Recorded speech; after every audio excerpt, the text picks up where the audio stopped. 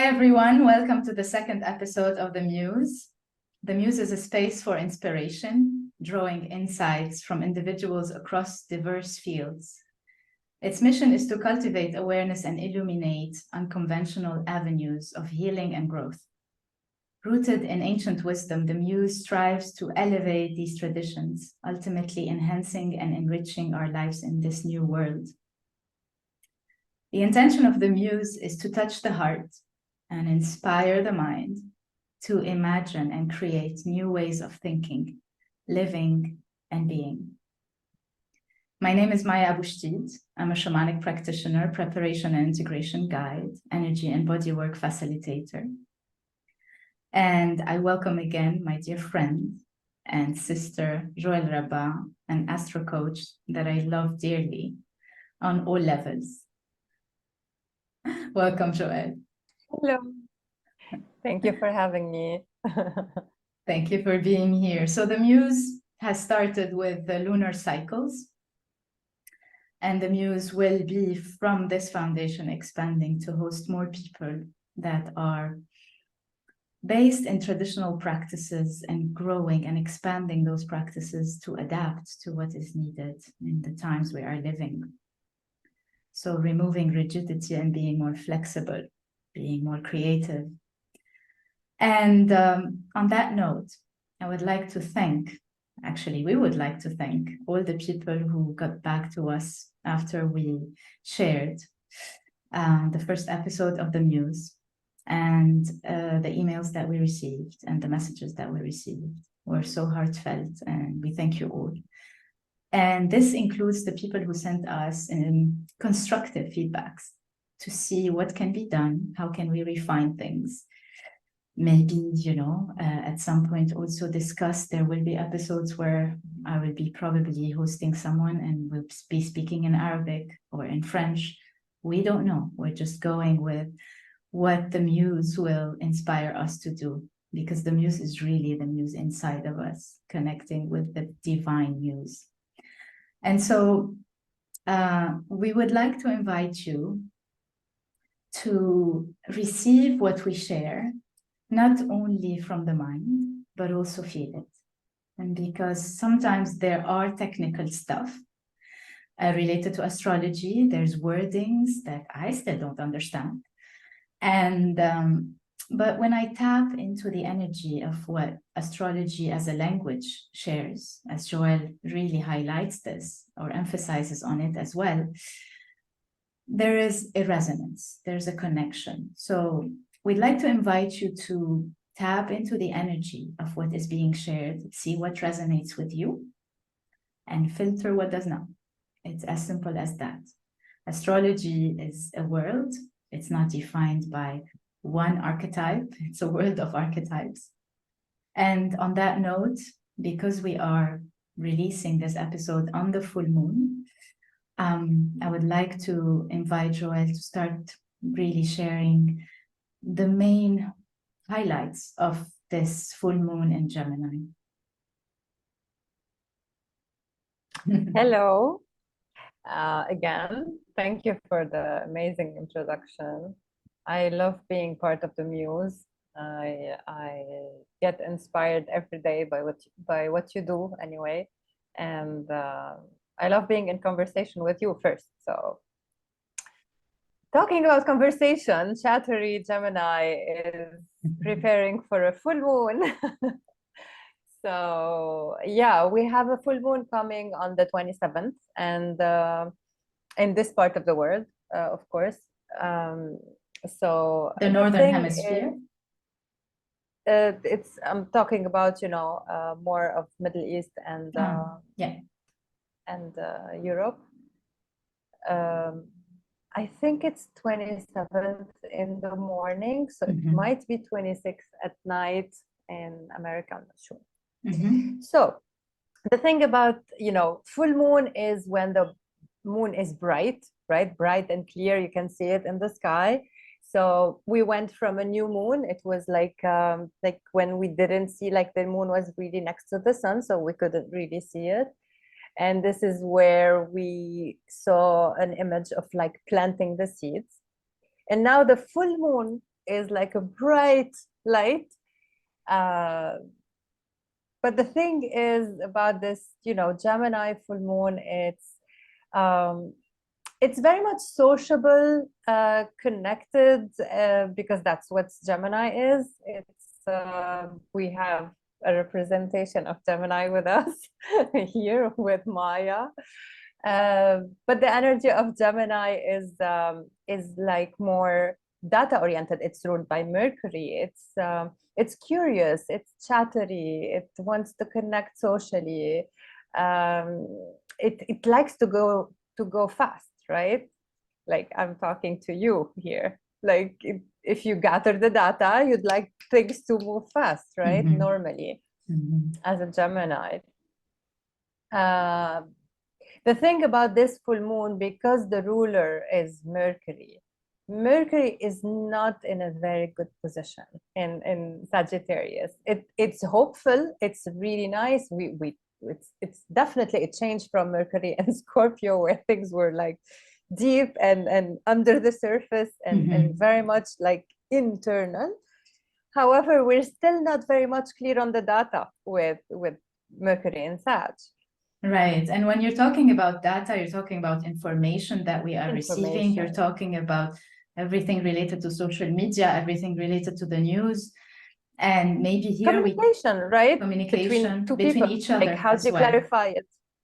Right. And on that note, there are communications. I mean, I am experiencing communications with people where there's like, in my being, I push for a certain sense of clarity, and I'm noticing that I'm not able to get to a clear conversation as I am relaying what I need to relay. There's the feedback, the echo back is not coming clear, and it's like I need to wait on the answer because the answer is not ready yet. And so there is frustration that comes up with this. There's like, what? I relayed what I need. So what about your answer? And so when you talk, Joelle, about the ruler, Mercury is the ruler of Gemini.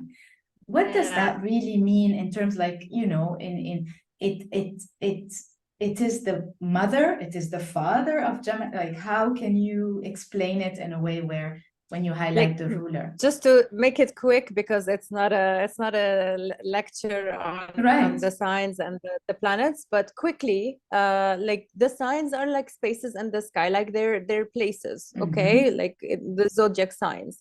And each place has like a lord of the house. Like in your house, you're the lady of the house, right? The landlord, if you want, like to make it simple.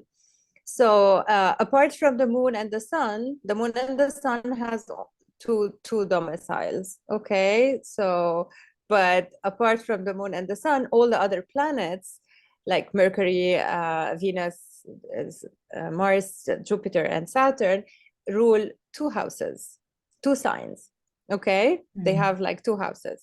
So Mercury rules Gemini and rules Virgo. Okay. And to understand information and data, if you look at both of them, like Mercury rules them both, but they are different. You have data-oriented, curious Gemini, like stacking on data just because, but just for the fun of it, and really like know it all, touch everything, but not really go deep into stuff, because it likes to accumulate information. And you have Virgo, where it's more of, the data, how can I use it? How can I alchemize it to make something, to bring, to be more of service, to create more helpfulness?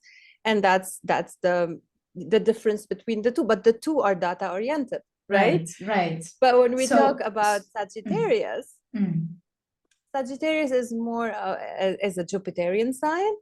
And Jupiter is more like the expansive, like how can we make it bigger and more impressive and and hopeful, and it's more faith oriented than data oriented. So on that note, it's like sometimes going into the minutiae of things, into the details of things, which is quite tricky in terms of information. and at the same time expanding from that information further to connect with the so-called Jupiterian energy. Can we put it this way? How it functions in Sagittarius, you mean? Yeah, it's more of you know, the hopeful storyteller, the one that wants to see like the that doesn't care about really the fact checking about the story, but more of the morality of the story. Yes, right? Yes. If it makes sense. So we have this kind of energy on this full moon. Okay, instead of, you know, having like more of a like the light Gemini kind of, because Gemini is an air sign. It's more like, you know, it's light. It likes to be, it's changeable. It can change its mind. It can trick you with the playful stuff, and then, you know, and then, oh yeah, you don't need to take it personal. I'm just, you know, I just moved on to something else. That's more of the energy of Gemini. Right. But with so much Sag in front of it, because the sun is in Sagittarius, and Mars is really next to it, and we're not done with the story of Mars. It's changed shape.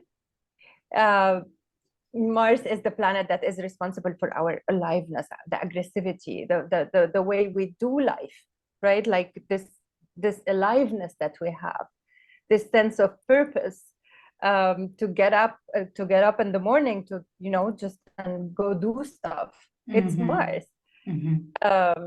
And Mars moved from the energy of Scorpio, where it was in domicile, it was strategic, to a more exploratory kind of way, but it's still Mars. It's still mischievous. It still wants to create mayhem. All right. So yeah. How do you see it I mean, well, you know, from what you're sharing, you know, for me, Gemini is because I was born in that so-called space and time, but Gemini is very much about movement for me. You know, when I'm so much in my head, I tap into my body so that I move the energy from the mental into the physical.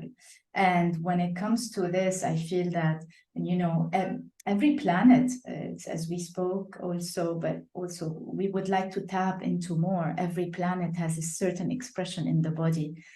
And what is Gemini about? Where does it reside in the physicality? Well, but like Gemini, just like Mercury, it rules the part of the body that is the upper, which is shoulders, arms, and hands. So anything that has to do with manual stuff, like anything from knitting to weaving to playing instruments to performing to dancing, anything that can express in this way is very much Gemini or Mercurian. Okay, Mercury more is it rules more like the communication and you know, the transportation as well. So and Gemini is an air sign, so breathwork, like you reminded me as well, like breathing would be really helpful during this time, because the thing about Mercury, it's not only like we have an additional component for this mayhem, if you want, about like the fogginess, that this mayhem that comes from the fogginess is actually the planet Neptune. That is, now technical stuff, Neptune is not in a good aspect with Mercury during this lunation, which makes it a bit even harder to navigate with data. Like if you have information, normally, if you're walking in a, like, did we give the image that we think of? We've been through so much. Not yet. Actually, you know, just to weave this thing a little bit, because when we sat to prepare for this episode, you know, when we tapped into the energy, what made sense is the theme that, you know, this episode will be the title of this episode, which is sense your way in the fog. And by sensing your way in the fog, there was also a connected image to it that was highlighted also, which is walking in a dark forest with the full moon lighting up the skies. At the same time, there's a layer of fog that does not allow the external vision to really see through it, but it's about tuning into the inner vision, the inner senses. So we have different senses here, and you mentioned the expression of Gemini, which is the hands, the arms, the shoulders. I like also what I've heard before, which is the hands and the arms and the shoulders. The center is the heart. And so how can that expression of the arms and the hands be to create, or also to mold things, to alchemize them, how to change things instead of only look into how can I destroy, but how can we mold them with the expression of the hands, or the tactility, maybe through touch, through touching the body, through massage. For me, this helps a lot as an expression of Gemini too. And when Joelle is talking about the full moon is a culmination, but this full moon somehow doesn't feel like a culmination. It's like also, right? It feels like, oh, is this a culmination? Yeah, maybe. I don't know. Maybe we can record again, right? Like we've been going through. I mean, this is the Neptunian energy. Like we have this recording, we don't have it, and it's fine, right? Like we're navigating these lands. The thing is, if you have any decision to take around the full moon, just delay it. Like take 48 hours, like 3 days. For this, for all this fogginess to just, subside. And the thing about Neptune is really, it's a very interesting energy. Some astrologers say that Neptune is like the higher octave of Venus. And I think Mark Jones says that. And I quite understand where this comes from, because Neptune is the planet that dissolves boundaries. Like you don't have, like we have Saturn, that is the last visible planet that we see in the naked eye. And then you have Uranus and Neptune specifically, like it's been connected to Poseidon, like the god of the waterlands. Yes. And so if you think of these images, if I tell you the myth, what kind of myth did you hear about, water creatures? You would say like mermaids. And what are mermaids? They're alluring. You have this kind of shimmery, glimmery kind of feeling. Enchantment. It's beautiful what you said. Enchanting. So yes, you have this kind of feeling that is amazing. Listen, this full moon this full moon is amazing to explore these kind of pleasures, these glimmers of light, like explore where they take you. The thing about this kind of energy, you want to ground it. That's why using the hands, using the expression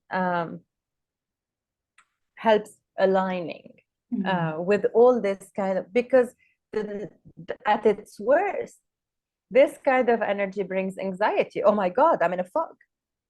My normal data doesn't function. I can't see because I usually rely on my eyes, right? And to create, to understand the distance, that's how I create data. But when you're in a fog, you have a different kind of system that functions, from driving in the fog, right? You drive slower. You drive slower. So for Sagittarius energy and Gemini, this is not okay. It's going to be frustrating. They want to go fast. And I can imagine, right? Yeah. And it's so frustrating. I'm on a boiling point. It's right. And that's how, and that's also where, as we mentioned, there's always things that can be done, you know, as Joelle, as you said, Joelle, several times already. There's the reading of the general energy. There's the reading, the forecast of the weather, and how can you prepare for the forecast at the same time knowing that the weather might change, because the information that is coming through tech apps that are telling about the weather, might not be exact. And that's also where you need to look at the skies, not only look at what the information is only telling you. Look at the skies also. There is that connection. For what you said. Oh my God, this is so important. So wow. So this is so good what you said. So yeah, because guys. we do have a tendency. I mean, we are living in times where everything is so fast, the information is so much that the connection, that's the reminder. Always in shamanism, that's always the reminder. Nature, nature, nature, nature, nature. Grounding, rooting, especially because there's this sense of enchantment. It's like being in ceremony, feeling that sense of altered, expanded state of consciousness. We need to land it. Eventually, we need to land it, because staying in that space for a long time is not practical. It's not bad. It's just not practical. We need to be functional. So there's the functionality coming in, and there's also I want to stay in that space. I want to stay spacey, but also the information is so confusing. I think the fogginess is in the information, and that's where, you know, most of the truths are coming out, and we are going through realizations. And what you're talking about here when it comes to disillusionment, it's very powerful, because there is a big disillusionment happening on a relational level, on a family level, on partnerships level, and also on the world level. I mean, we're seeing what's real and what's not real. And the people who are connecting with what's real are the people who want to see what's real. And what's real is relevant to each person. We can call it truth, or we can call it real, tangible, seeing things, feeling them, and knowing from that inner sense of being, this does not feel right. This does not. You just described like the higher and the lower of Neptune, by the way. you just said it. Like, it's all about, like the higher end of it is this connectedness, this kind of enchantment where you feel one with the all. Like, that's the higher end of it, and the lower end of it is deception and disillusionment, right? So I think it's good to keep ourselves measured in our path, keep ourselves in check, and keep our pace measured, and be very cautious about, you know, yes, it might seem amazing. Yes, you might feel the calling because that's Sagittarius sun, and with the Mars next to it, you want to go and do it, right? The thing is, best to just connect and maybe channel it channel this energy differently. Like, if you feel yourself frustrated, how can you channel it with your breath? How can you channel it with your hands? Maybe just, you know, you don't need to be writing or performing music. You can be like any manual labor would help you channel this kind of energies. Yeah, working with earth, you know, planting, or working with earth, clay, and, you know, something that really the thing about weaving, why I love weaving, it really helps. Like the weavers were the first people who gave us clothes, right, and stuff that we can use. So it's useful, it works with the mind, and at the same time you channel all this energy instead of, you know, it being stuck in the body or creating like more stacked frustration.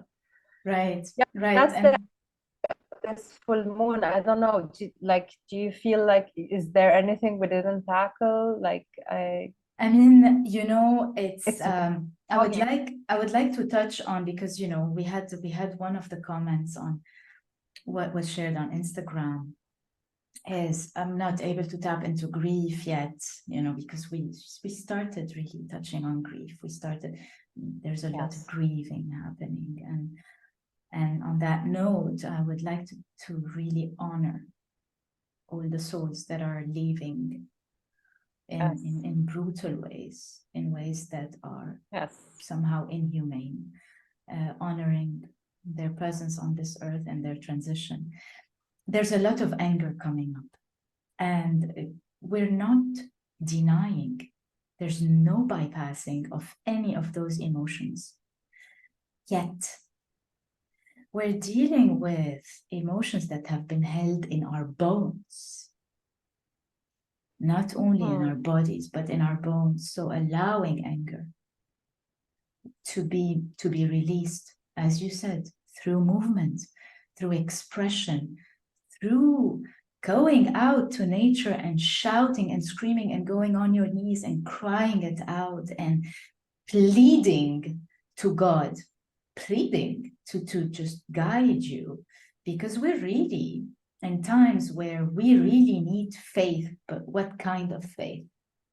The blinded faith or the real faith that connects us all to the divine? And to me, this is all about faith. Yeah, that's what Jupiter is. So we're in it now, right? And just to tell you, like technically, astrologically, Mars is still hidden because it's very near the sun. So we have until the end of the year probably where we can't see Mars. It's still very near the sun. You mean in the skies? You mean in the skies? In the skies. Yeah, like visually. So when visually you cannot see it because it's very near, like by degrees, it's very near. You need like 15 degrees separation so you can start seeing the planet. The thing is, what's interesting energetically, what the ancients used to say, like when a planet is so near the sun, its intentions are hidden. So if we're talking about Mars ruling anger, that's the archetype of anger and violence. And yes, it's very important to clear, to clear our intentions in regards to how do we understand this energy. It cannot be hidden anymore. We need to keep it at check. We need to understand the powers at play, because this is what's like in the skies. This is what's this is what the skies are telling us. Right. And we won't have the answer right now. The thing is about, patience is key in really specifically in these times, like keeping ourselves at check, keeping our intentions at check, and understanding that, to link it to this full moon, understanding that we are not in a position to take like super clear decisions at the moment, but keeping in mind that connection we have with the divine, and we all have a connection with the divine. Indeed. You can name it whatever you want to name it. We all have this spiritual part of us that our soul speaks to us through it, right? So well, thank you, Joelle, for mentioning more on, for speaking more to the energies that are at play. I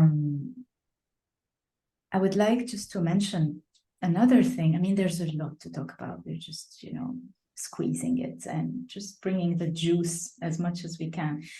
But the full moon also is about not only the fullness, as in the full pregnancy of the moon, but also the fullness of the light coming through the sun.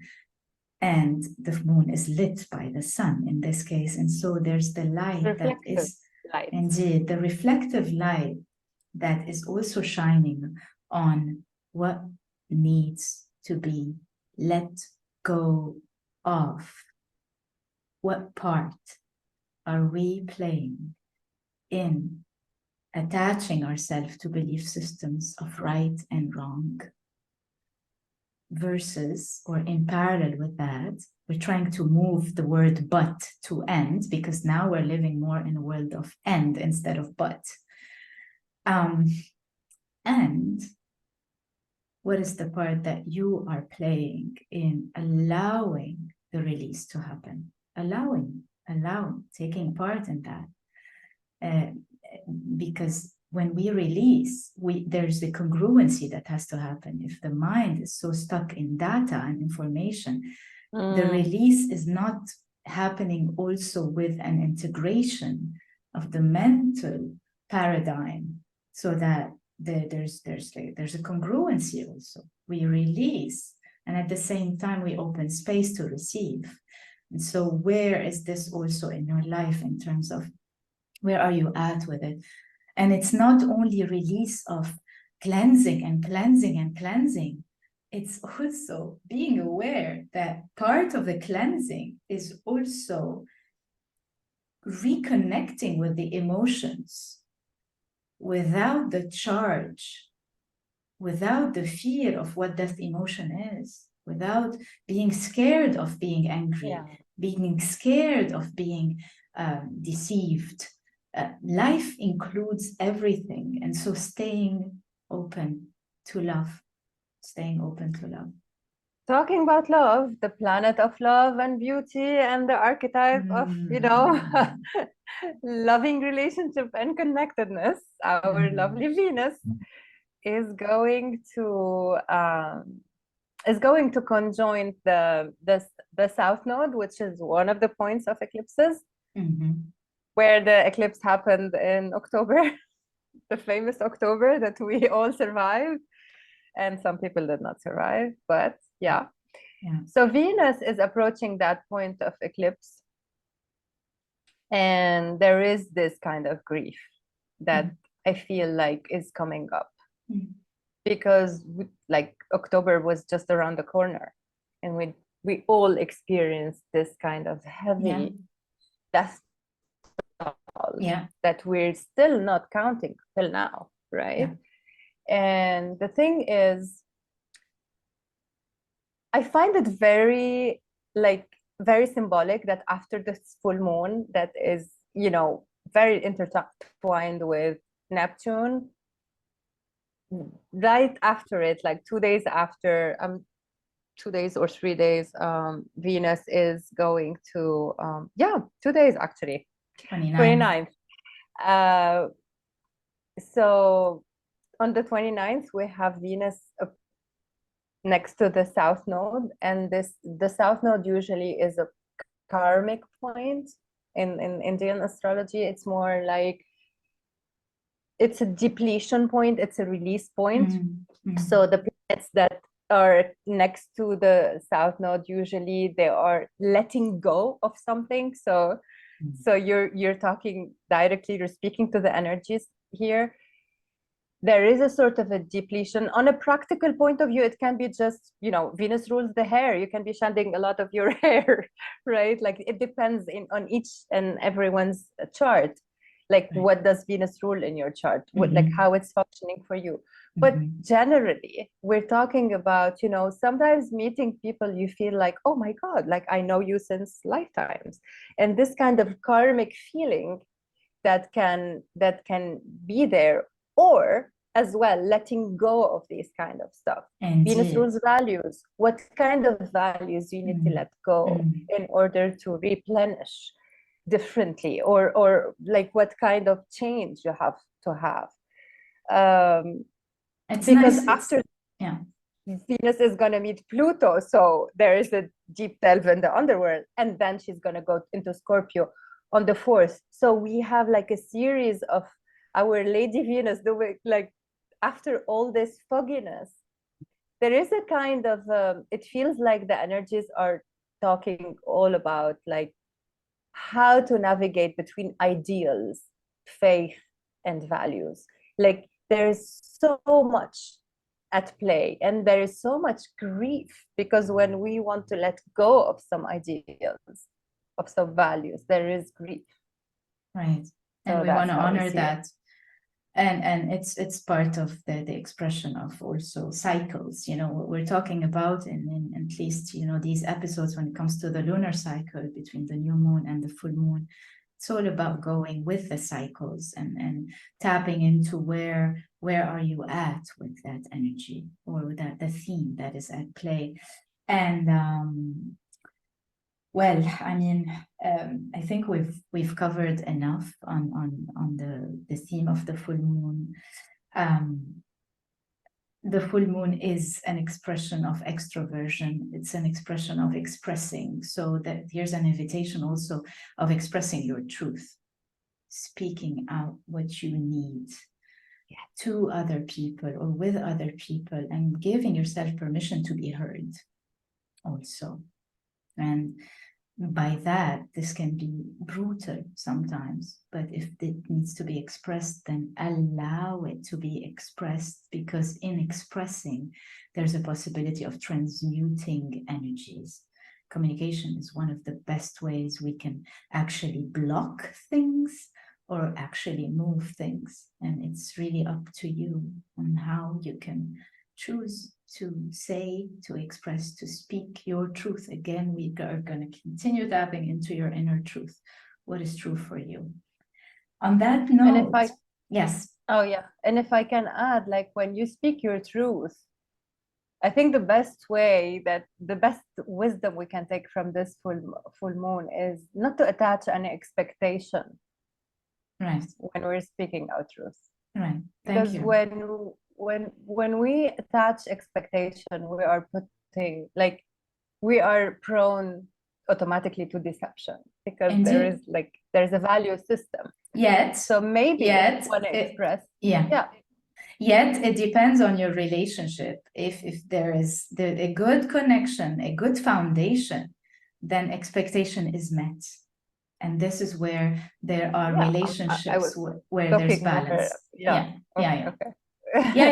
No, I hear you on that. But this is where also there's the testing of those relationships. There's the testing of those connections where expectation is met with deception if the other is already in a different space. Acknowledging both ends here. So thank you, Joelle, for everything. Thank you for sharing. Thank you for allowing this conversation to happen. Also, you know, this is a passion. This is inspiring for both of us, and you know, the intention is to relay this and touch. Because it touches us and we are living it. When we share with each other, we are also sharing what we are experiencing. And with that, you know, using the medium, the modalities, the technical words in order to say it or to express it. So on that note, thank you very much. If you like to get in touch with Joelle, I'll have her information in the description below. If you like to book a session with her, please get in touch with her. She's amazing. She's truly amazing. Oh, thank you. Thank you for watching. Thank you for listening. The Muse is on YouTube. The Muse is on Spotify and also SoundCloud, and hopefully there will be more. Meanwhile, until the new moon. Thank you so much. Thank you very much. Many blessings. Much love. Bye. Bye.